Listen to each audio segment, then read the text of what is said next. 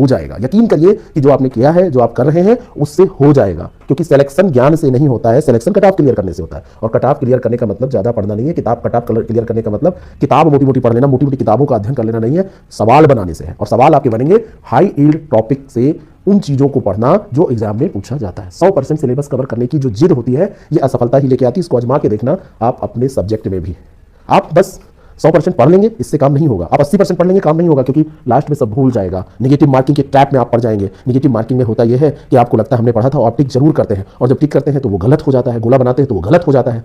तो जो गलत हो जाता है तो उसको सही करना है। इसके लिए सबसे अच्छा तरीका यही है कि आप सब कुछ पढ़ने की कोशिश ना करिए, कुछ भी एग्जाम में याद नहीं रहेगा। आप फिल्टर करिए चीज़ों को, फिल्टर करके आप कंप्लीट सिलेबस का, पूरा सिलेबस का एनालिसिस करिए। उसका तरीका यह है कि आप पीवाईक्यूज देखिए। पीवाईक्यूज देखने के बाद में एग्जाम ट्रेंड आपको समझ में जब आ जाए तो आप जो कोर टॉपिक्स हैं उनको निकालिए। आप कहेंगे आप ये कैसे निकालेंगे?